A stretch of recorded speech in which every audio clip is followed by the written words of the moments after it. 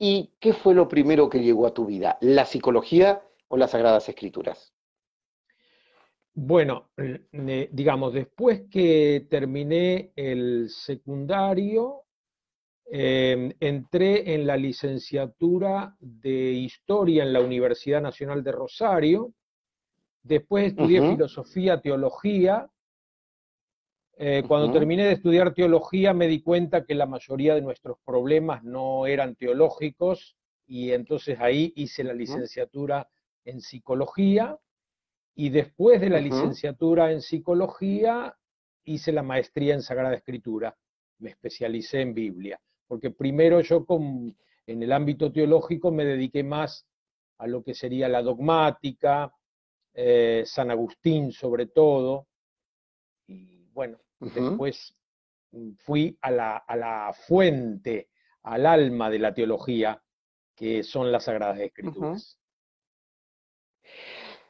Las Sagradas Escrituras están pensadas por hombres, para hombres, son fruto de una cultura machista, son de una inspiración divina, pero Dios piensa en masculino.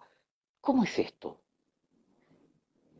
Bueno, ciertamente que la mayoría de los textos de las Sagradas Escrituras fueron escritos por varones en una cultura explícitamente patriarcal. Sin embargo, Ujú, también tenemos algunos libros que los especialistas piensan que podrían haber salido de mano femenina, como es el Cantar de los Cantares. Pero claro, no ujú. se podría decir de ninguna manera que una mujer escribiera un libro, eso le hubiera quitado autoridad en aquella época. Ujú. Sin embargo, ¿cuál es el rol de las mujeres en la época de Jesús? ¿Cómo eran? Vamos al Nuevo Testamento directamente. ¿Cómo era el rol que tenía la mujer en la época de Jesús? Bueno, yo diría que la mujer en la época de Jesús fundamentalmente era un bien familiar, un bien de intercambio y un bien de producción. La mujer Ujú, tenía que estar al servicio del varón fundamentalmente para la procreación, ¿no? Para darle ujú, hijos al varón y también para servirlo, para atenderlo, para criar a la prole, y era un bien de intercambio porque los contratos matrimoniales se hacían entre familias, la mayoría de las mujeres era casada con alguien que la mayor parte de las veces no elegía para nada, es decir, podría ser tal vez que si sus padres la casaban con un primo o con algún vecino, bueno, ella ya lo conociera de alguna manera y, y- y- y- y- y entre bambalinas podría, digamos, influenciar de algún modo la decisión de los padres. Pero fundamentalmente el matrimonio era un contrato de familias. Nada que ver ujú. con la idea de amor romántico, ¿no? Que es propio del Claro, Renacimiento, de la modernidad. Gerardo, esto en cuanto a la relación matrimonial, digamos, a la relación ya que tiene que ver con lo institucional. Ahora, ¿cómo era la mujer eh, como tal en la cultura hebrea en aquel momento, 2000 años atrás? Por sí, qué derechos, qué funciones sociales tenía, por sí. Bueno, si nos basamos en las Sagradas Escrituras, una cosa positiva es que la mujer es considerada criatura divina a la misma altura que el varón. En el primer capítulo del Génesis nos encontramos con esta idea que Dios creó al ser humano, macho y hembra lo creó. Creo que no todas las culturas le daban a la mujer por naturaleza la misma dignidad que al varón. Aunque tenemos también el otro relato en donde dice que la mujer fue creada para ser compañía y ayuda del varón y fue sacada de su costilla. Pero este es un relato al menos 5 siglos Mítico. anterior al otro, ¿no? Y después la mujer, Ujú, bueno, por supuesto que era respetada, era valorada, de, mucho más que en otras culturas, creo yo, de esa época, pero siempre ujú. tenía un lugar de subordinación a su padre, a sus hermanos, después a su esposo, si quedaba viuda, a sus hijos, si es que eran adultos, sus hijos varones, y si no, dependía de algún otro varón del clan del marido, ¿no? La famosa ley del levirato, que uno puede hacer una lectura positiva y decir, bueno, era una ley que protegía a la mujer, que la resguardaba para que no quedara a merced de cualquiera, pero al mismo tiempo tiene el lado de que esa mujer estaba, sobre todo si no había tenido hijos con el difunto, todavía estaba obligada a darle un hijo al difunto, y para eso, bueno, cualquier varón del clan de su marido podía usarla, vamos a decir, ¿no? Porque en realidad es un objeto. Por eso tenemos el mandamiento, por ejemplo, de no desear la mujer de tu prójimo, pero no tenemos el no ¿Por qué? desear al marido de tu prójima, Ujú, porque era ujú, un bien ujú. del esposo. Es decir, la posesión. Claro, era un objeto, que dependía también mucho del poseedor, porque no podemos pensar que todos los varones de esa cultura actuaban del mismo modo. Y de hecho nosotros tenemos ejemplos en la Biblia de varones que estaban enamorados de alguna mujer. Por ejemplo, Jacob, que se tuvo que casar con la hermana de la mujer que quería, porque el padre dijo que no estaba bien visto casar a la menor antes que a la mayor. Entonces tuvo que casarse con la mayor y seguir trabajando 7 años más para conseguir a la mujer que él deseaba. O sea, ahí hablamos ¿no? de un deseo que tiene que ver con lo que hoy llamaríamos el enamoramiento también, ¿no? En el tiempo de Jesús, Jesús, un muchacho de Nazaret, Jesús, un chico que fue criándose en una familia, vamos a ponerle una palabra que odio y que seguramente vos también, entre comillas, normal. ¿Y cuál era él, del hombre Jesús? Su relación con las mujeres, ¿qué se sabe? Las Sagradas Escrituras dicen muy poco. ¿Cuál es la relación de Jesús con las mujeres de su tiempo y de su lugar? Bueno, las Sagradas Escrituras, o sobre todo los Evangelios, dicen muy poco y dicen muy mucho, porque A si ver. vamos a escritos de la antigüedad, no vamos a encontrar relatos de relaciones de los grandes maestros, de los grandes sanadores con mujeres. En cambio, en los evangelios aparecen muchos relatos en donde Jesús tiene un trato amigable y hasta íntimo con las mujeres. Pensemos, por ejemplo, en el capítulo 10 de Lucas, cuando dice que iban de camino Jesús con sus discípulos y discípulas, porque en el capítulo 8 de Lucas se dice que Jesús recorría pueblos y ciudades, lo acompañaban los 12 y un grupo de mujeres encabezadas por la Magdalena. Y este grupo iba de Ujú. camino y Jesús entró en una aldea, en un pueblo, y una mujer llamada Marta lo recibió en su casa.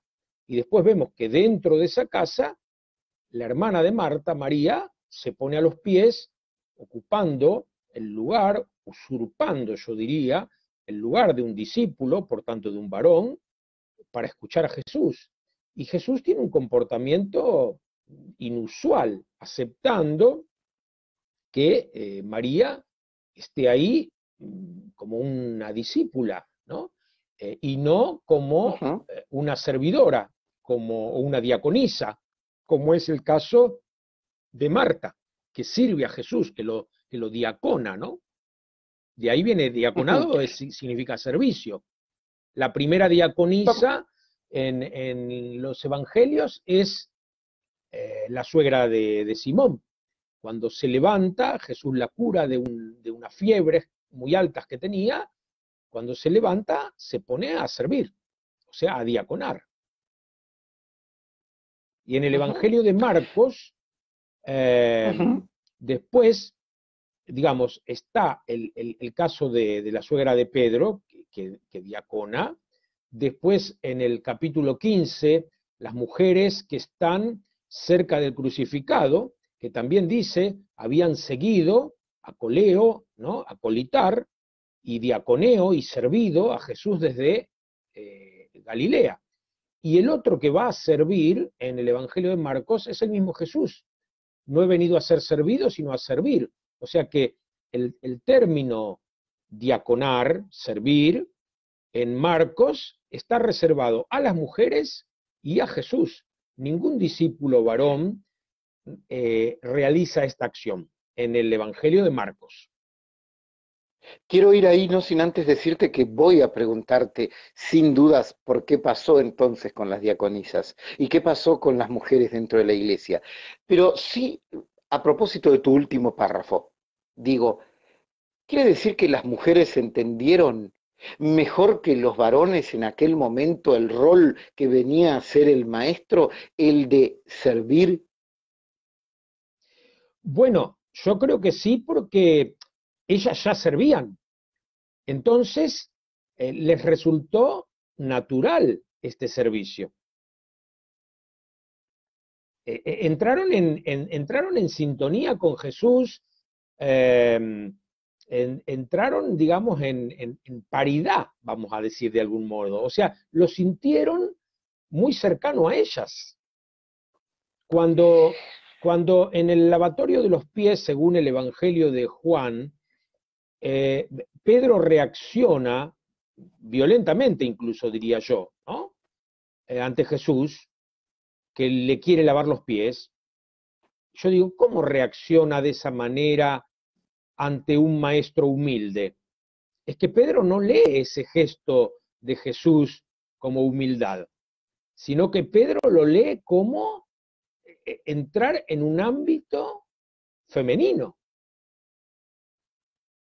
Solo los Es esclavos decir, y las lo lee mujeres. en lectura de género, Hoy lo lee en diríamos, lectura de género. claro, hoy diríamos que sí. Por eso a mí me gustan tanto los acercamientos de género, que es una cuestión de la actualidad, pero uno puede leer toda la historia de la humanidad con perspectiva de género, sin forzar, ¿no? A mí muchas veces me dicen que yo fuerzo los textos cuando hablo de género en la Biblia. No, yo no creo estar forzando los textos, sino utilizando unos lentes o una perspectiva determinada, entonces yo descubro esas temáticas en los textos, que los autores sagrados, los autores materiales de esos textos, no tenían presente, porque son categorías nuestras, pero están presentes. ¿De qué habla el género? De lo que una cultura determinada espera que realice el varón o la mujer. Ujú, Y las relaciones comúnmente asimétricas que existen entre ambos géneros. ujú, ujú.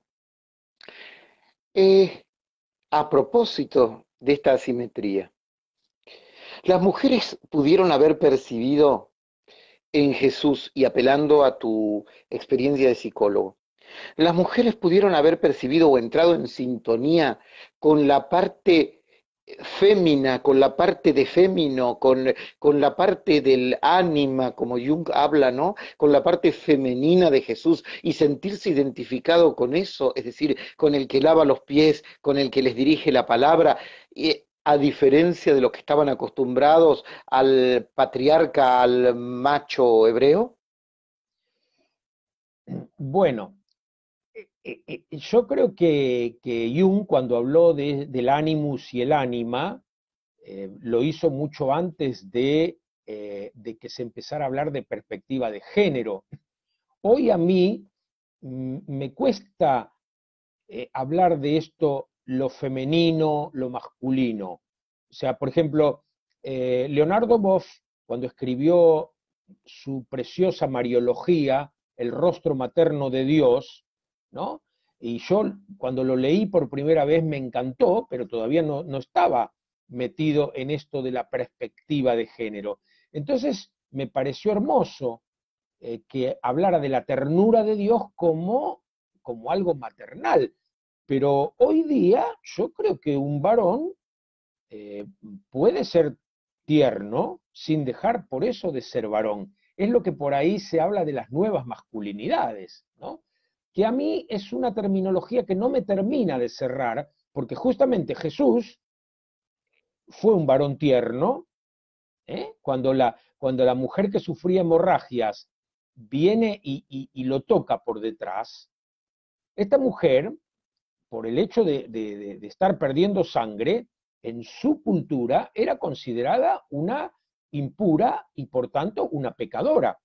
Y como el pecado no tenía que ver con la voluntad, sino con lo que hoy nosotros llamaríamos el tabú, al tocar esta mujer pecadora a Jesús, lo convierte en un pecador. Lo lógico, ¿qué habría sido? Que Jesús pidiera un castigo para ella, que la apedrearan o al menos que la apartaran, porque Jesús ahora tenía que hacer un montón de rituales de purificación. Él se había convertido en un pecador, no un pecador en el sentido que nosotros hoy le damos al tema de pecado, sino en el de su cultura. Y sin embargo Jesús, El pecado como una cuestión objetiva. el pecado como un contagio. Si yo soy pecador porque comí un alimento que está prohibido o porque estoy con una enfermedad de la piel que consideran lepra o porque tengo alguna otra cuestión de las que el Levítico, el Deuteronomio elencan, ¿no? como pecados, bueno, por eso Jesús, que era el que comía con pecadores, escandalizaba a los fariseos. Porque cada vez que Jesús comía con pecadores, entraba en comunión con ellos y para su cultura se convertía en un pecador. O sea, nosotros los cristianos decimos que Jesús no tiene pecado, pero sus contemporáneos, que tienen otra noción de pecado distinta a la nuestra, claro que lo consideraban un pecador. Por eso ellos entendieron su muerte en la cruz como el justo castigo a su vida de continuo pecado. Ujú. Gerardo, hablaste de mujeres. A mí hay un pasaje que me resulta muy llamativo, que es el que vos decís, que comentabas, el de Marta y María, ¿no? El de la casa de Marta y María. En general se habla de Marta y María, y en esa casa, Lázaro, excepto por la resurrección de Lázaro, y lo que llora Jesús por Lázaro, Lázaro siempre cumple un rol secundario, ¿no? Es decir, no es el protagonista de la casa. Siempre vemos la casa como algo donde se las menciona más a las mujeres, la casa de ellas. Digo, también allí ya había una subversión de lo establecido, de lo estipulado, por lo menos de la costumbre mayoritaria del momento, es decir, porque hasta aún hoy decimos la casa de fulano, no decimos la casa tal vez de la mujer de fulano, decimos vamos a la casa de Mario, y vive toda la familia de Mario, ¿no? Digo, en aquel momento, en esa mención ya tan protagónica de Marta y María en esa casa, ya había una subversión. Bueno, lo primero que habría que preguntarse es si las Marta y María de Lucas son las Marta y María de Juan, porque tal vez se trate de personas distintas. Eh, Ujú. Algunos las identifican y de hecho muchos dicen que Jesús entró a Betania porque identifican el pasaje de Lucas 10 con Juan 12, pero Lucas no habla de Lázaro, nunca habla de Lázaro. Y Lucas habla de un Lázaro, el personaje de una parábola. La única parábola Ujú. que tiene un personaje con nombre propio. La tiene Lucas, y es la parábola de Lázaro y el rico sin nombre. Un pobre con nombre, Lázaro, Dios ayuda, y un rico sin nombre. Un pobre que muere y va al seno de Abraham, y el rico que muere el mismo día y es enterrado. Interesante. Pero las Marta y María de Juan y las Marta y María de Lucas, no sé si son las mismas. Por eso yo no hablaría de Lázaro como personaje histórico en Lucas.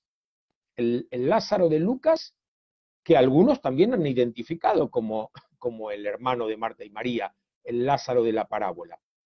Pero yo no creo que tenga Pero nada que entonces, ver. perdón mi ignorancia, pero sería aún un mayor escándalo. Es decir, Jesús iría a la casa de dos mujeres que de pronto no se conocen su marido, no se saben el estado civil o lo que fuere. ¿Sería casi en ese sentido un mayor escándalo o estoy equivocado?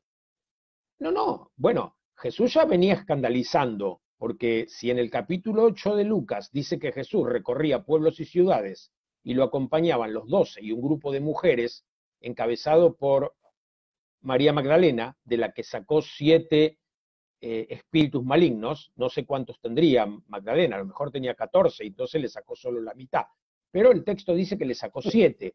Pero estas mujeres, que hoy nosotros llamamos las piadosas mujeres, me imagino que no recibían ese calificativo en su época, porque son mujeres que abandonaron sus casas, abandonaron a sus maridos, a sus hijos, dejaron de hacer lo que se esperaba de ellas, dejaron el ámbito privado, que es el propio de la mujer, y andaban recorriendo pueblos y ciudades con Jesús y los otros barbudos que andaban con él, y se quedaban a dormir con ellos. ¿Cómo los mirarían desde afuera? No sé, a lo mejor ellas pasaban la noche haciendo adoración, no eucarística, porque todavía la Eucaristía no estaba, pero lo tenían al Señor ahí presente, a lo mejor se ponían en una habitación al lado, todas de rodillas, adorando al Señor ahí presente. Pero el texto no habla de eso. Es decir, Jesús era un motivo de escándalo, era una piedra de tropiezo. Por eso cuando nosotros nos quedamos con el Jesús manso y humilde de corazón, que solamente lo tiene Mateo, yo en Marcos no lo veo muy manso y humilde de corazón a Jesús. Al contrario, y lo veo más bien un provocador. ¿eh? Y en el mismo Mateo también, ¿no? A ustedes se les dijo tal cosa, pero yo les digo tal otra. El Evangelio de este domingo, cuando a Jesús le preguntan cuándo es lícito o sí que es lícito al varón divorciarse de la mujer, y ahí yo también leo una problemática de género, porque no le están preguntando acerca del divorcio. ¿Es lícito el divorcio, Jesús? No. Al varón le es lícito divorciarse. De la mujer no se habla, la mujer no tiene voluntad, la mujer no puede pensar en divorciarse. Sin embargo, Marcos va a terminar este episodio diciendo, cuando el varón se divorcia de la mujer, comete adulterio. Y si una mujer abandona a su marido, comete adulterio. O sea que ya Marcos está dando por supuesto que si el varón puede divorciarse, la mujer también podría. Y Jesús dice, no, ninguno de los dos debe hacerlo. ¿No? Muchos me dicen, no, ve, entonces ve como que está insistiendo en que el divorcio no está permitido. Sí, pero cuidado, porque en esa época la monogamia en Israel pienso que era el comportamiento más común, pero no era el único. También existían esposos que tenían más de una mujer. Supongamos, una mujer quedaba viuda y el marido tenía solo un hermano varón, para cumplir la ley del levirato, tenía que tomarla como mujer. Entonces digo, nosotros me parece que hacemos ciertas lecturas desde nuestra cultura. Entonces, cuando nosotros hablamos de varones, de mujeres, estamos pensando en una media de varones y mujeres actuales. Y estamos proyectando esta idea de varones y mujeres, de familia. Vos mismo usaste el término familia. Yo no sé hasta dónde usaría ese término. Más bien eran tribus. La Biblia habla, por ejemplo, de la casa de David. En la casa de David, ¿cuántas mujeres tenía David? Entonces, la idea de familia que hoy nosotros tenemos, un papá, una mamá y 2 y 3 hijitos, en una casa propia, me parece que es una idea muy reciente. Si nosotros Es una idea pensamos, burguesa. sí, claro, si nosotros pensamos, por ejemplo, que el hecho individual es una conquista muy reciente, ¿no? En algunos casos. Claro, en algunos casos, tenés razón. Y ahí ves mi ignorancia, ¿no? Porque estoy hablando de algo que uno debería suponer que es común y no. Vos hablaste en este punto de una visión de un Jesús en Marcos, de un Jesús en Mateo y de un Jesús que anda con las mujeres por la vida en esta suerte de comunidad. ¿Cuándo se empezó a domesticar, si se me permite la expresión, la figura de Jesús y más aún el rol de las mujeres que deberían tener en la sociedad y en la iglesia? Bueno, yo pienso que cuando el cristianismo empezó a organizarse como una comunidad, diferenciándose de el judaísmo, ¿sí? O sea, las comunidades que intenta servir el evangelista Mateo son comunidades de cristianos de origen judío. Por eso usa terminología judía, imágenes judías sin explicarlas, como hacen otros evangelistas. No necesita explicar, porque los que lo leen son judíos. Ahora, ¿serían judíos que ya aceptaron a Jesús como Mesías o serían judíos que todavía no? Yo me inclino a que el Evangelio está escrito para judíos que ya aceptaron a Jesús como Mesías, pero que se quedaron extrañando el templo, que ya había sido destruido, y la sinagoga. Y se sentían judíos de segunda. Y el lugar que las mujeres ocupaban en estas nuevas comunidades los ponía en entredicho con los otros judíos, que en la sinagoga separaban a las mujeres de los varones, con una cortina, con una reja, y no les permitían la palabra. En cambio, en las comunidades cristianas las mujeres oran y profetizan eh, eh, igual que los varones, con la A la cabeza par, cubierta, desde el pero al inicio. igual que los varones.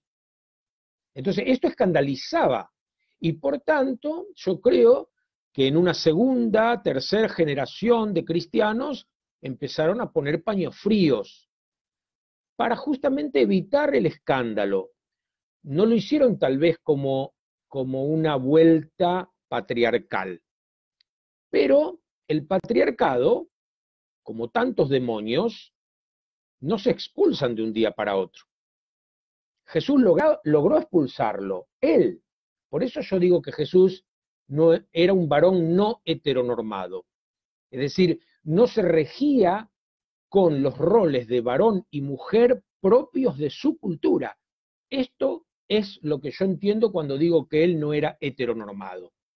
No digo que no era heterosexual, no tiene nada que ver una cosa con otra, sino heteronormado, es decir, que él no se guiaba por lo que se esperaba de un varón y de su relación con las mujeres. De hecho, volviendo a Marta y María, Marta se enfrenta con Jesús y le dice, ¿no te importa que mi hermana me deje sola con todo el trabajo? Dile algo. Es decir, comportate como un varón, Claro, ponela en mandá, raya. Claro, mandá. mandala a la cocina. Claro. Ahora, hablabas ahí, y es un tema que lo vamos a tocar en otra oportunidad porque debemos decir que vamos a tener varios encuentros a propósito, casi un ciclo será, Dios mediante, con Gerardo sobre diferentes temas. Y un tema que queda ahí es pendiente, es la libertad de Jesús, ¿no? Es el hombre libre, es el hombre al que no le importa el que dirán, no le importa más que la verdad, ¿no? Pero eso lo dejamos ahí y me corregirás después. Empiezan las comunidades, empiezan las mujeres profetizando a la par de los hombres, nos decías, y ya vamos a ir a las mujeres puntuales del Evangelio, pero no quiero dejar este itinerario histórico. Y de pronto aquellas mujeres profetizando, igual a la par que los discípulos, aquellas mujeres que acompañaban a la par que los discípulos en el recorrido de Jesús por los pueblos, aquellas mujeres que en guaraní se dice embareté, que quiere decir fuertes, bravas, de pronto terminan, y permítaseme la comilla, en las monjitas de los siglos XIX, XX. ¿Qué pasó? Bueno, el patriarcado, pasó el patriarcado. Cuando San Vicente de Paul, en el siglo XVII, funda a las Damas de la Caridad, las tiene que fundar no como religiosas, aunque andaban con esa vestimenta como la que usaba la novicia rebelde, con esa toca que parecían alas. Armada. Sí, pero no eran religiosas. Hasta el Concilio Vaticano II no fueron religiosas. ¿Y por qué? Porque San Vicente de Paul tuvo presente la experiencia de San Francisco de Sales, que cuando fundó a sus religiosas, las hermanas de la Visitación, miren el nombre que les pone Francisco de Sales, Visitación, porque él pretendía que estas mujeres visitaran las familias y socorrieran las necesidades de la familia, pero le caen con las reglas del Concilio de Trento y la obligación de la clausura para las monjas. Entonces su congregación, que iba a ser lo que hoy nosotros llamamos de vida activa, se terminó convirtiendo en una congregación contemplativa que sigue hasta el día de hoy. Por eso Vicente de Paul funda las Damas de la Caridad como un grupo de mujeres libres, ¿no? A lo largo de la historia, para ser honestos, nosotros tenemos que reconocer que ha habido muchas mujeres con una gran libertad, muchas de ellas religiosas, pero otras que no fueron religiosas, como Santa Catalina de Siena o Santa Rosa de Lima, que fueron terciarias dominicas. Nosotros las vemos con el hábito dominico, pero no eran religiosas devotos, no vivían en el convento, vivían en sus casas. Uh-huh. Y por eso podían Laica. dedicarse al cuidado de los enfermos, a la caridad, ¿no? Porque no tenían que guardar clausura. Pero esto de la clausura de las monjas es herencia de la clausura de las mujeres en general. Las mujeres no podían andar por la vía pública. Yo he recomendado muchas veces un libro que a mí me encantó, que se llama El niño de arena, una novela, en donde un matrimonio islámico había tenido 7 hijas mujeres y la madre queda nuevamente embarazada. Entonces el padre le dice a la madre, sea lo que sea, será varón. Y nace otra hembra. Pero ellos la apartan de sus hermanas, lo crían como si fuera un varón, fuera del contacto con sus hermanas mujeres. Entonces él cree que es un varón. Y lo mandan a la escuela y le dan todos los privilegios que tienen los varones en contraposición a sus hermanas mujeres que están encerradas en la casa al servicio. Entonces, cuando esta persona empieza a tomar conciencia de que tiene algo distinto que los demás varones, entra en una gran crisis. Porque, por un lado, siente las cuestiones hormonales propias de una mujer, y por otro lado, se da cuenta de la conveniencia de ser varón. Les recomiendo mucho esa novela, porque, y esto es justamente para mí una de las grandes, de los grandes aportes de la teoría de género. No ideología de género como algunos llaman, no, acercamiento de género, estudio de género, perspectiva de género. Ver que el género de una persona, la subjetividad de una persona, la identidad de una persona, es algo que no viene dado. Lo que viene dado es lo biológico, la carga genética y la genitalidad. Pero la construcción de la subjetividad es algo que lleva toda la vida. Y que así como San Alfonso María de Ligorio decía que el orgullo muere 15 minutos después del entierro, yo creo que la subjetividad se termina de armar en el más allá. Nos lleva toda la vida armarnos como individuos, como identidad. El orgullo y también el eros, ¿no? Todo lo erótico muere 15 minutos después, ¿no? Ese es el viejo axioma. Y a propósito de eso, hay dos mujeres que en el Nuevo Testamento son muy miradas. Una por antonomasia, María. Y ya tenemos participaciones de la gente que nos habla de María, de los que están del otro lado mirándonos. Y ya vamos a leerlas. Pero digo, una María. Y la otra, María Magdalena. ¿Quién fue María Magdalena? Bueno, este es un gran misterio porque de muchas Marías que aparecen en los evangelios y de al menos dos mujeres que no tienen nombre, la que unge los pies de Jesús en el capítulo 7 de Lucas y la pecadora que es librada de ser apedreada por la intervención de Jesús en el capítulo 8 de Juan, que hoy muchos especialistas dicen que ese es un texto de Marcos, que alguien recortó de Marcos, que pasó a la tradición de Lucas y que también fue recortado de Lucas y terminó, por suerte, en Juan, y hoy tenemos ese bellísimo pasaje,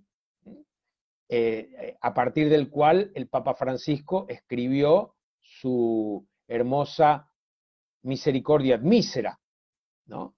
La misericordia y la miserable. Bueno, esta Sí. miserable fue unida, ya digo, a la mujer que entra y lava los pies de Jesús en el capítulo 7 de Lucas, y a María Magdalena, de la que se expulsaron 7 demonios, y María Magdalena, la del capítulo 20 de Juan, y bueno, y todas las veces que aparece la Magdalena. Entonces, de todas estas han hecho una, y como el capítulo 7 de Lucas dice que era pecadora pública, bueno, le dijeron que era una prostituta. En el capítulo 8 de Juan no se habla de prostituta, sino que se habla de adúltera, que es otra cosa. Puede ser una mujer muy decente que un día, no sé qué le pasó, ¿no? La costurerita que dio el mal paso y se convirtió en adúltera, yendo Ujú, con un hombre que no es su marido, pero eso no la convierte en prostituta, que es otra cosa. ujú, ¿Eh? Nosotros ujú. tenemos ejemplos de prostitución en el Antiguo Testamento que, que es admitido, ¿no? La famosa Tamar, que se hace pasar por una prostituta para tener hijos de su suegro para dárselos a su marido que está muerto. Y esta Tamar después en el Evangelio según San Mateo va a aparecer como una de las abuelas de Jesús. Miren qué abuelitas que tenía Ujú. Jesús, ¿no? Santa Tamar, diría yo, que cumple la ley del levirato, la ley que su suegro no quería cumplir, porque según su suegro Tamar le había ya matado 2 hijos, pero Tamar en el fondo es la que cumple la ley, ¿no? Qué interesante.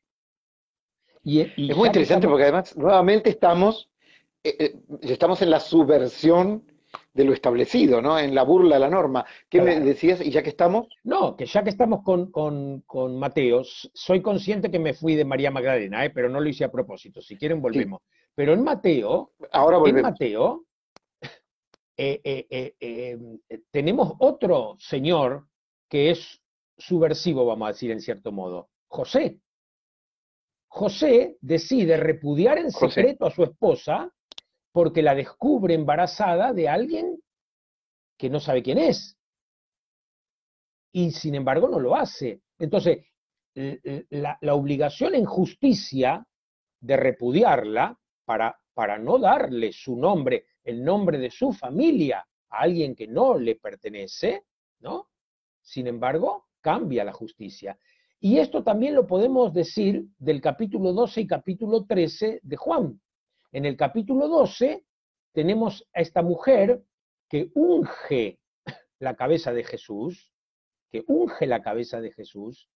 ¿no? Proclamándolo de algún modo Mesías con esta unción, y esta mujer que es criticada por todo el coro de varones, por el gasto tremendo que ha hecho, y en el capítulo 13 tenemos a Jesús lavando los pies.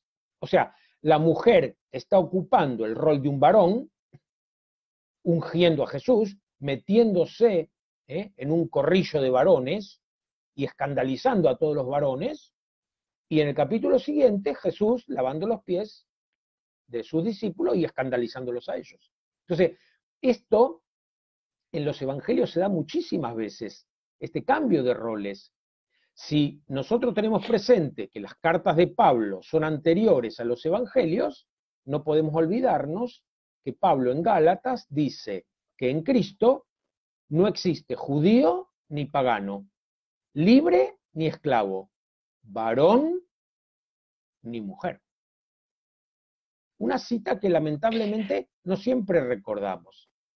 Y si querés volvemos a la No, no, pero Magdalena. además, Sí, pero no, perdón, además hay algo muy interesante acá que es que nos va a permitir otro encuentro en ese ciclo que vamos a tener, que vamos a ver cómo lo llamamos, pero que va a ser el aburguesamiento, es decir, del evangelio al aburguesamiento. ¿Dónde está lo de Pablo a los Gálatas a lo largo de 2000 años?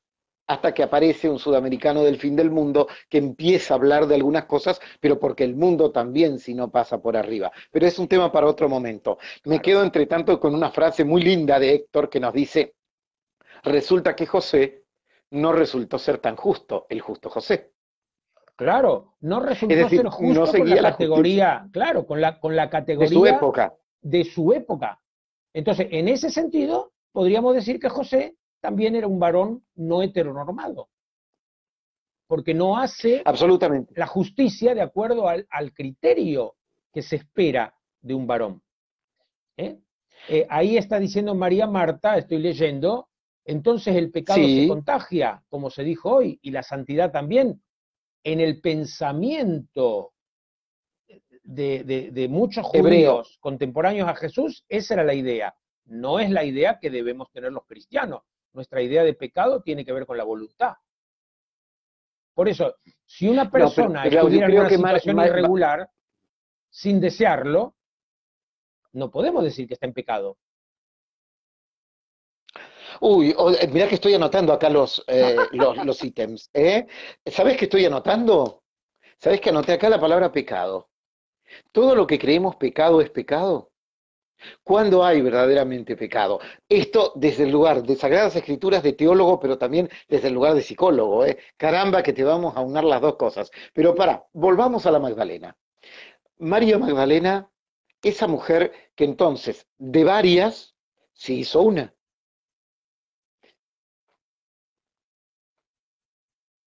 No te estoy escuchando. Digo, María Magdalena, esa mujer que de varias se hizo una. Sí. Claro, Y por eso nos quedó esta imagen de María Magdalena como la pecadora, perdonada por Jesús. Pero yo creería que la relación de María Magdalena con Jesús es una relación que va más por el lado de lo discipular. De hecho, María Magdalena en todos los relatos de los 4 evangelios tiene un rol protagónico en el misterio pascual. Es ella, claramente. es ella la primera que va el domingo de madrugada. Y ahí también, Apóstola, ¿no? Apóstol de los apóstol de apóstoles, los apóstola de apóstoles, los... claro. Y ahí también haciendo algo que no es propio de una mujer, andar sola con otras mujeres por la calle. Claro, claro. Y no iba a buscar el agua con el cántaro. Eh, Esta María Magdalena, esta mujer, me lleva inmediatamente a preguntarte, mujer, ¿es aquella que tiene vagina?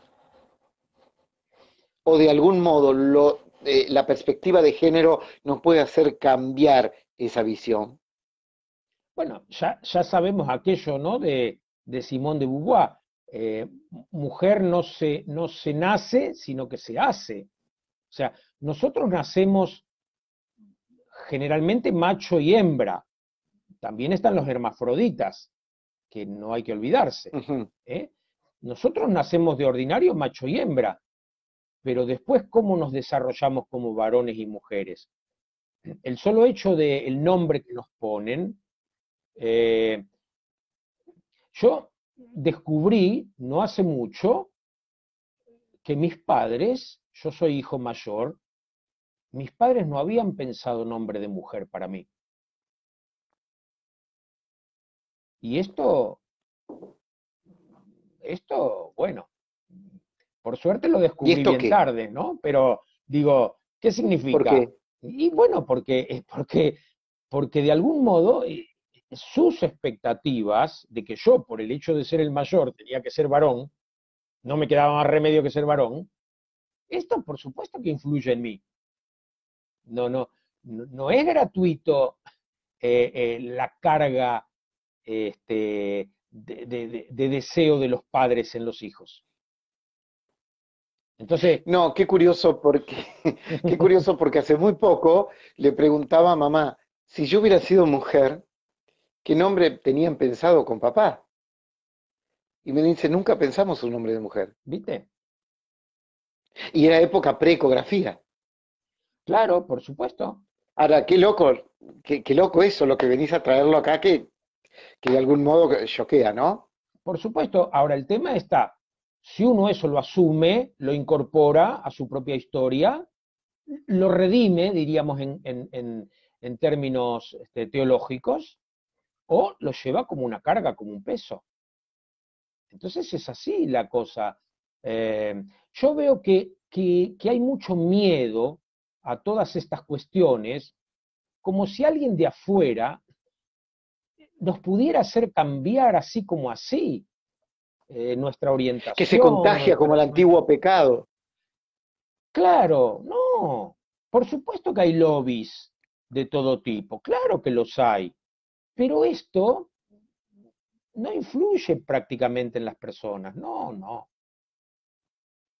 Sí Ujú. sí en la visibilización y sí en la desdramatización de ciertas cuestiones, ¿no? Eh, La vez pasada, un obispo conocido mío escribió un artículo en donde decía, no puede llamarse familia a una unión de dos personas del mismo sexo. Entonces yo, como lo conozco, le mandé un mensajito y le dije, por favor, manda este artículo tuyo urgente al Vaticano para que dejemos de llamar familias religiosas a las congregaciones, porque son todos del mismo sexo. Entonces, el problema es que nosotros muchas veces vemos, ¿no?, en otros cosas que no vemos en nosotros. Hoy me han tenido como loco por un videíto que subí ayer, en donde digo que Jesús no es que Jesús fue un varón no heteronormado. Me han tenido como loco pidiéndome que por favor no me deje llenar la cabeza con ideología de género. Como si el que cree que el que nace con una genitalidad determinada, por nacer con esa genitalidad, ya es varón y mujer, no tuviera una ideología de género. Eso también es ideología de género. O sea, lo que nosotros llamamos género siempre es ideología, tanto que lo identifiquemos con lo sexual como no. Ojo, este es mi pensamiento hoy. Hace 10 años creo que no pensaba así y no sé cómo pensaré dentro de 10 años. A mí no me interesa que nadie me copie el pensamiento. Lo que sí me interesa es que respeten, porque no es un pensamiento improvisado, no es un pensamiento acomodado. Yo siempre digo, tengo las dos libretas en orden, estoy por cumplir 30 años de casado, tengo dos hijas mujeres, ahora estoy con un nieto. O sea, yo no estoy metiéndome en estas temáticas por una necesidad personal, sino porque tengo conciencia del sufrimiento de tantas personas que sienten el peso social sobre sus vidas como una lápida. Y vos me habías dicho antes de empezar el programa, perdón por la infidencia, que algunos te habían pedido que habláramos de suicidio y demás. Yo estoy Sí, cada vez más María Marta, que está convencido. con nosotros. Sí, bueno, María Marta, se ve que es inquieta también ella, ¿no? Eh, Muchos Muy. suicidios que se dan tienen que ver con esto, ¿eh? Y mucha carga de las familias que después dicen, ¿qué hicimos? ¿Qué no hicimos? Bueno, ¿qué no hicimos como sociedad? No hemos respetado suficientemente los devenires personales. No importa que nos queden algunos temas de mujeres que los vamos a tratar con posterioridad, pero no puedo dejar de comentarte en este punto que leí hace muy poco un artículo muy interesante que hablaba no de los dos géneros, sino de los tres géneros. Hablaba del varón y de la mujer. Y el tercer género era el clérigo o el presbítero. Es decir, la iglesia había creado tres géneros: varón laico, mujer laica y después el presbítero, que tenía como un tercer género al cual no se le preguntaba qué era. Se suponía que era un varón heteronormado, pero no se podía ver absolutamente la sexualidad, no hablo de la genitalidad, de la sexualidad ni la afectividad del padre, del obispo, del cardenal o del papa. Es decir, era un tercer género, que me pareció muy interesante como para pensarlo y sacarle el jugo a esa propuesta de los tres géneros, ¿no? Bueno, yo personalmente, más que hablar de dos, tres, cuatro o no sé cuántos géneros, yo prefiero hablar de individualidades.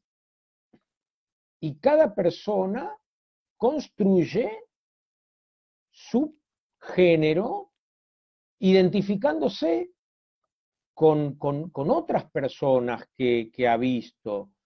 Eh, Incluso yo diría que, por ejemplo, la orientación sexual, que muchas personas le dan más importancia de la que yo le doy. Yo no le doy tanta importancia a ese tema. Sinceramente, no se lo doy, porque no me parece lo más constitutivo de una identidad.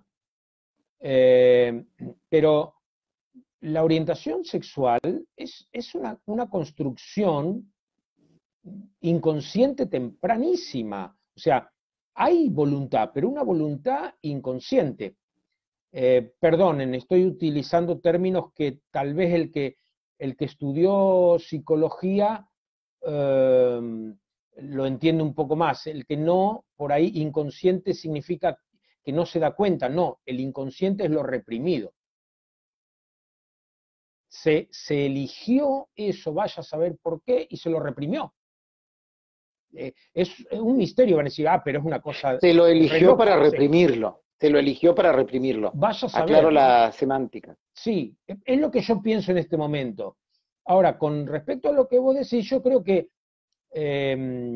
la Iglesia como institución tiene que, tiene que repensar muchas cuestiones, muchas cuestiones, tal vez demasiadas de golpe, y no estamos preparados, no estamos preparados. Por eso me parece que la gran virtud que tenemos que tener es la de la humildad. Ahí Héctor Oviedo dice cierta soberbia de poder decir qué es y qué no es. Sí, yo pienso lo mismo. Nosotros venimos hablando con una soberbia como si supiéramos. Los otros días escuché a un sacerdote muy mediático que decía que la teología es el estudio de Dios. Yo quedé temblando. ¿Cómo Dios puede ser objeto de estudio? En todo caso, lo que puede ser objeto de estudio es el fenómeno de la revelación, la experiencia de Dios que tiene un grupo determinado. Pero Dios mismo nunca puede ser estudiado. Pero Gerardo, nosotros tenemos el dogma de la Trinidad, nosotros tenemos el dogma de esto y de lo otro que hacen referencia a Dios. Sí, pero diría Santo Tomás de Aquino, no, Gerardo, los dogmas no son el objeto de nuestra fe, sino que son Claro. formulaciones que se refieren al objeto de la fe. Y acá lo vuelvo a comunicar esto con la psicología. Así como Freud hablaba de el objeto perdido, el objeto de deseo es el objeto perdido, por eso uno pasa de un Sí, deseo a otro, porque cuando consigue lo que quiere, ya eso lo deja insatisfecho. Lo mismo pasa con Dios. sí, Lo definimos, ya no es Dios. ¿Lo entendiste? Dice San Agustín, claro. ya no es Dios. Es un ídolo, es algo hecho a tu imagen y semejanza. Por eso creo que la gran virtud que tenemos que cultivar los hombres religiosos es la de la humildad y la de la compasión, ¿no? Por eso Jesús dice, Eh, eh, hagan a los demás lo que les gusta que hagan con ustedes. En esto se resume la Biblia. Yo quiero ser respetado en mi subjetividad. No quiero que nadie se meta en mi intimidad. Y por eso yo respeto profundamente las subjetividades de los demás. Y trato de entenderlo como un misterio al que tengo que entrar con los pies descalzos, como Moisés ante la zarza. Cada uno de mis hermanos y hermanas es para mí una zarza ardiente, en donde Dios se me manifiesta. Gerardo, quedan muchos temas. Voy a hacer algo que no se debe hacer jamás en periodismo y en público. Más allá de que sea fin de semana largo, yo te propongo el próximo domingo, podremos completar pensando en mujeres puntuales y qué nos dicen hoy. Estamos en el año del ciclo del Evangelio de Marcos. Es decir, ¿qué nos dice hoy, por ejemplo, Herodías y su hija? ¿Qué nos dicen hoy la suegra de Pedro, la suegra de... ¿Verdad? ¿Qué nos dicen hoy? ¿Qué nos traen? ¿Qué lectura podemos hacer de esas mujeres? Me parece que puede ser un encuentro para después ya poder largar este ciclo, terminar con esto y poder largar este ciclo donde nos encontrará hablando de temas como, por ejemplo, Freud y San Agustín. Eh, ¿Qué es el pecado? El aburguesamiento de la iglesia. Nuestros aburguesamientos mentales tienen que ver con que nuestra madre, la iglesia, se aburguesa o la iglesia nos desafía y va antes que nosotros esperando a que los hombres de la iglesia lleguemos hasta lo que la madre ya puede cobijar y ya puede entender. Me parece que hay muchísimos temas, el fenómeno de la libertad, el tema de las camas, hoy hablamos de las camas. ¿Qué pasa con las camas? ¿Qué pasa con las camas? ¿Qué lectura debemos hacer hoy de las camas y de la Biblia? De las camas eróticas, de las camas sexuales, pero también de las camas que no se pueden dar porque no hay para comprar una cama. Y entonces, ¿qué problemas conlleva eso a una sociedad que nace de camas conjuntas? o tal vez no, tal vez virtudes. Pienso que tenemos muchos temas para abordar y que vos vas a enfocarlo de una manera y ya le empezamos a pedir el suicidio, como decía María Marta, a todos aquellos que nos manden por privado sus temas, sus inquietudes, porque empezamos con esto como de dos en dos, ¿no? De ir andando. Pero, ¿aceptás el desafío del domingo que viene? Bueno, tendría que consultar porque yo tengo mis superioras acá, ¿no? Que son las que me organizan a veces Ajá, los fines de semana. No sé ajá. si el fin de semana que viene. El otro, me animo, me Bueno, animo. el, en Ahora, 15 días, bueno, eso sí, yo creería que no va a sí, haber problema. Ahora, lo que yo diría, pero ¿no? no, Para redondear hoy, por esto último que vos sí, dijiste con tanta vehemencia, que ya te conocemos y te admiramos, porque realmente esto es muy lindo, esto de entender a la iglesia como algo distinto a nosotros, es ajá, algo que creo que tenemos que eliminar de una vez por todas. Nosotros somos iglesia. bien, Esto que estamos haciendo también es iglesia. No somos iglesia jerárquica. ¿Eh? Muchos me dicen, no, pero usted tiene que cuidarse con las cosas que dice porque usted enseña. No, yo no soy docente en este momento. Yo no enseño. Yo comparto mis ideas. ¿Alguien le sirve? Las toma. ¿No le sirve? Déjelas de lado. Lo que sí les pido, que no me juzguen con dureza, porque sinceramente no creo que me lo merezca. Soy un católico romano que intenta ser cristiano, que intenta seguir a Jesús y que intenta obedecer a lo que nuestra iglesia de la que soy parte nos está pidiendo a gritos, que por favor volvamos a lo esencial, que por favor volvamos a hablar de los temas que nos competen a todos, porque la iglesia es casa de todos y cosa de todos. Entonces, sí, si alguien quiere estar más seguro, más tranquilo, vaya al catecismo, quédese con el catecismo, repita lo que está el catecismo. Pero yo le preguntaría, ¿a qué catecismo va a ir? ¿Al que hizo Juan Pablo II? ¿No le da un poquito más de seguridad el de San Pío X? O mejor el de San Pío V. Ese debe ser mejor catecismo.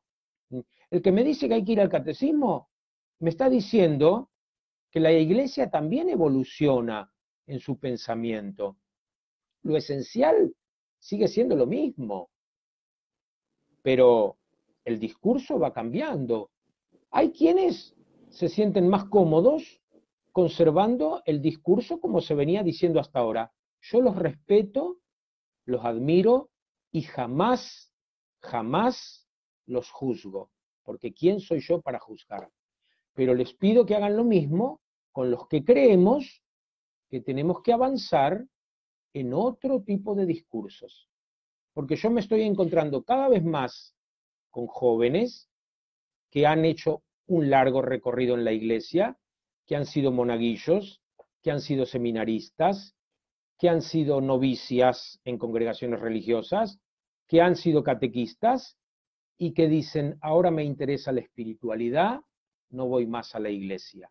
Y esto a mí me da un dolor tremendo, porque digo, yo no he sabido transmitir que se puede ser una persona profundamente espiritual y al mismo tiempo ser alguien practicante. Tenemos que convertirnos al Evangelio. eh, creo que lo que has tocado será otro punto de ese ciclo. ¿Cuántas veces los antitestimonios los damos nosotros mismos dentro de la misma iglesia? Y somos motivos para que hermanos, como decís, seminaristas y demás, se alejen. ¿Por qué?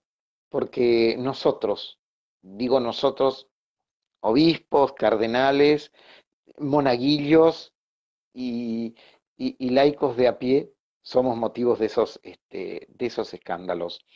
Pero permitime antes de preguntarte qué dirías hoy como cierre de la mujer y Jesús en el Evangelio, eh, saludar a Luis, saludar a Susana Brusco, que dice haber colocado a la Virgen María en lugar de ejemplo, sería el hecho más subversivo de las escrituras. Héctor, que ha participado activamente y le agradecemos mucho, y dice, qué grande nombrarlo a San Vicente de Paul, pero no lo hizo solo, también hubo una santa fundadora que fue Santa Santa Luisa. Luisa, claro. Y dice, ese patriarcado, dice Lichi Araya Pacheco, ese patriarcado también habrá anulado los testimonios escritos de las primeras comunidades. Eso lo dejamos para un próximo encuentro, es buenísimo tema, ¿eh? Los escritos realizados por mujeres, dice ella. Le agradecemos a Johnny, por cierto, a María Marta, y hablaremos del suicidio, que era algo que ella hoy nos pedía. Y dice, no creo haber sido la única católica que vio la serie brasileña Jesús. Y ese discipulado de María Magdalena en esa serie fue muy claro. Eh, Tampoco habrán pensado en otro nombre, dice. Y Juan Manuel Torres dice, Jesús anunció o dejó una marca de esperanza en todos aquellos cuerpos que eran considerados menos que humanos, cuyas vidas estaban constantemente amenazadas por la muerte, no solo por la pobreza, sino también por su género. Cuerpos abyectos, ese libro es del claretiano Cuerpos abyectos en el Evangelio de Marcos de Manuel Villalobos. Es, mm, es un claretiano excelente, tiene cuerpos abyectos como un libro y después cuerpos abyectos en el Evangelio de Marcos como otro libro, así que es muy, muy interesante lo que nos trae Juan Manuel. Así que feliz día, dice Gerardo. ¿Hoy qué día es? O feliz día por el día. ¿Hoy es un día de algo? Mm, No sé, No. pero todos los Bueno, días son felices para mí. así que muchas gracias. Y al diácono Gustavo Magana, desde San Diego, en California, dice, por lo general juzgamos con dureza aquello que nos reta, aquello que nos confronta. Muchas felicidades y muchas gracias. Y el final, dice Johnny, gracias, ojalá en la iglesia haya más espiritualidad y ese es el camino. Si Qué tuvieras que lindo. resumir este encuentro, hablando, hablando de la mujer, Jesús en el Evangelio traído al hoy. Eh, Magíster y licenciado Gerardo García Helder, ¿qué nos dice? em, Acabamos de hacer con un grupo de amigas y amigos un ciclo de talleres de reflexión y debate acerca de las mujeres en el Evangelio de Marcos. Si quieren, pueden encontrar esos talleres en YouTube, en un canal a mi nombre. Y ahí decíamos, entre otras cosas, que en el Evangelio de Marcos, los primeros discípulos son llamados por Jesús, Pedro, Andrés, Santiago y Juan, y los siguen. Los primeros son 4 varones que siguen a Jesús. Pero en el capítulo 15, cuando los varones han desaparecido, porque con Pedro en el patio del sumo sacerdote, que es enfrentado por una sirvienta, mujer, y le dice, pero tú no eres uno de ellos, ¿no? Y una mujercita, sirvienta, le hace a Pedro, al gran Pedro, al machote Pedro, le hace negar 3 veces su relación con Jesús. Y Marcos va a terminar diciendo que cerca del crucificado había unas mujeres que lo habían seguido y servido desde Galilea. O sea, los primeros seguidores son varones, pero las últimas, las que perseveraron hasta el final en el servicio, son mujeres. Y alguien me preguntó, ¿por qué Marcos no puso a esas mujeres también al comienzo? ¿Por qué Marcos no habló como Lucas de ese grupo de mujeres que seguían y servían a Jesús? Y se reservó eso para el final. Y yo digo, tal vez esa fue una estrategia literaria de Marcos, que en una cultura patriarcal quería que sus posibles lectores lo leyeran. Todo autor busca ser leído, sino para qué escribe, ¿no? Le estoy hablando a un poeta. ¿Para qué hace un poeta poesías? Para que las lean. Pero si el poeta en la primera línea pone algo que sabe que va a molestar tremendamente al lector, corre el riesgo de que no lo lean. Por eso tal vez Marcos se tuvo que guardar hasta el final el poner a las mujeres como las auténticas seguidoras de Jesús. Decía Permi- Martín Descalzo, permítannos, mujeres, a los varones hacer algo ahora, porque ustedes fueron las que siempre siguieron y sirvieron a Jesús.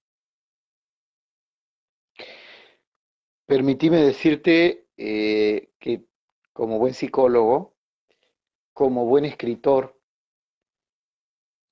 y como buen hombre de la espiritualidad y de la oratoria, todo conjugado, ha sabido dar el golpe final, porque este Parlamento, el del final, cuando uno se sitúa en la imagen del final, con nosotros, varones cobardes, que supimos negar hasta con aquella sirvienta de la casa del sumo sacerdote a Jesús, cuánta vergüenza nos da entender que las que estuvieron al pie de la cruz fue aquel discípulo tan particular, Juan, el que escuchó los latidos del corazón, el que tal vez no supo mucho más, el que tal vez es bastante escondido, ¿verdad?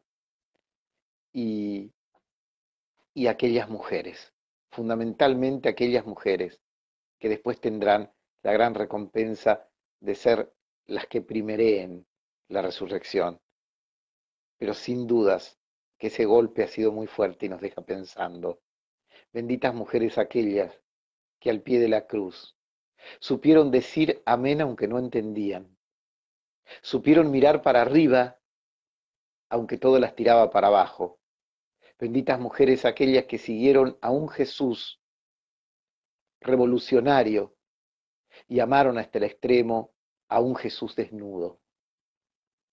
Benditas mujeres aquellas que hoy nos legan el testimonio de saber que vale la pena luchar hasta el final y esperar contra toda esperanza, porque ¿qué sería de nuestras esperanzas sin aquellas mujeres del Gólgota y sin tantas mujeres que hoy, madres, esposas, postergadas, compañeras, abuelas, solteras luchadoras, andan por la vida sembrando la esperanza contra toda esperanza?